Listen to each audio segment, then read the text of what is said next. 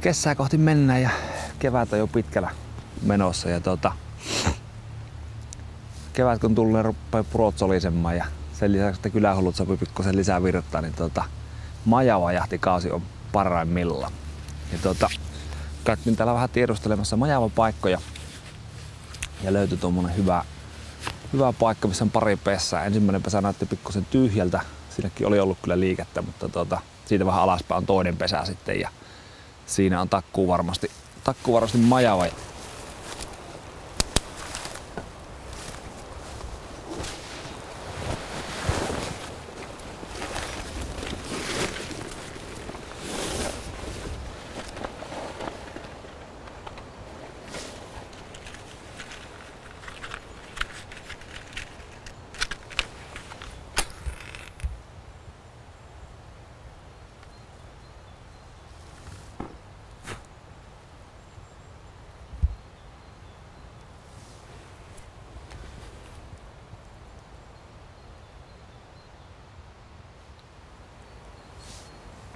Sopisti olla vielä tuulen alla tässä.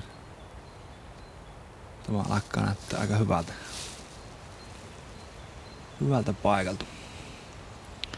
Lämpimän näköinen pesä on tuossa edessä. Ruokintalautta. Talvivarastunut. Sulaa paikkaan tämä nyt jo on. Tässä on takkula elämä.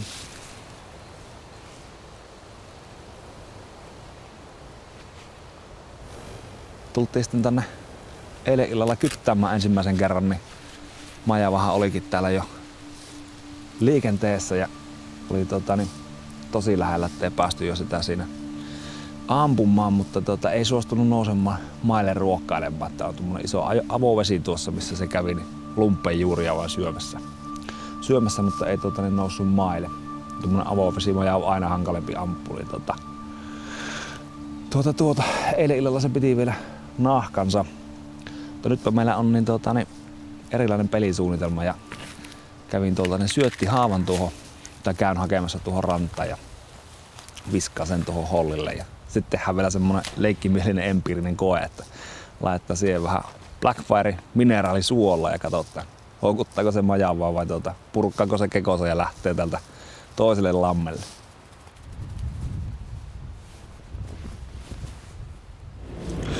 Majavajahti on tämmöstä meillä niin kevätpyyntiä aina, että oikeastaan tällä kevätaika kun ei muuta ole, niin sitten on kokoonnuttu jonnekin majavia metsästämään ja majavan metsästys on hyvinkin perusteltua, että lajina se ei, tämä Kanadan majava niin on millään tavalla uha-alainen ja sitten jos sitä majavakantaa ei paikallisesti metsästämällä veroteta, niin se aiheuttaa hyvinkin äkkiä suuriakin tuhoja maanomistajille, kun ne tekee patoja ojiin ja sitä myöten nostattaa sitten veden pintakorkeutta maalle ja puut kuolee siltä ympäriltä, niin se on aika ikävä vieras maanomistajalle sitten.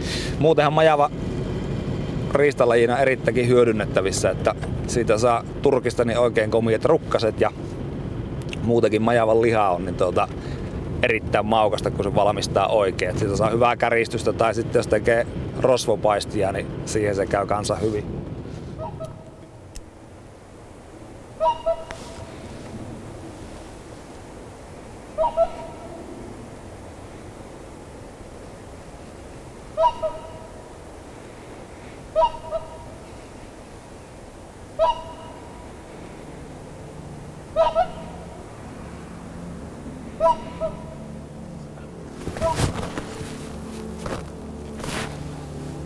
Tuolla päässä mikä huipi tuon majaa ja jaot sen nyt.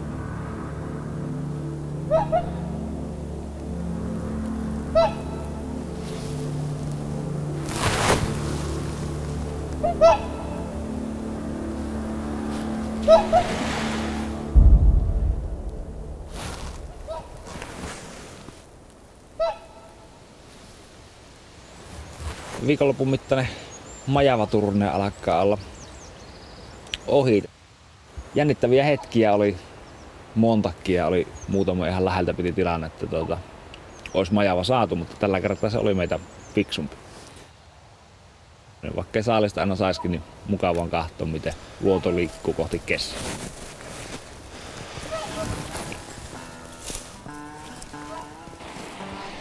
Savon puolella käytiin majavajahissa ja siellä tuli kyllä 100-0 takki paikallisilta majavilta. Olivat ilmeisesti kieroja savolaisia.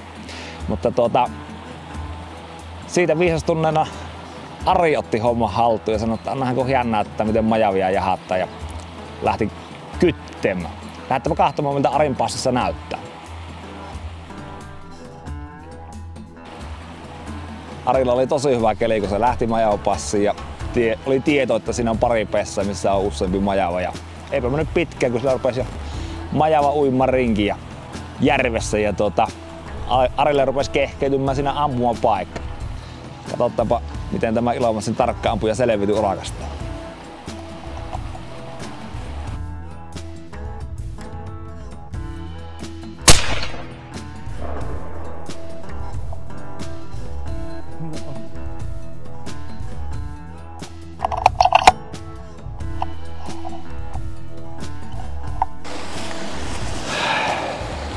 Mies, joka ampuu tuhansia laukkauksia raalla. Aatakin vaimentaja ilmeisesti sen verran hyvää, niin majava ei ollut ihan moksiskaan siitä ensimmäistä suhauksesta, mikä korvan juuresta meni, vaan tuli kohta uudestaan ja Ari pääsi paikkalaukkaukseen. Nyt luulis osuva.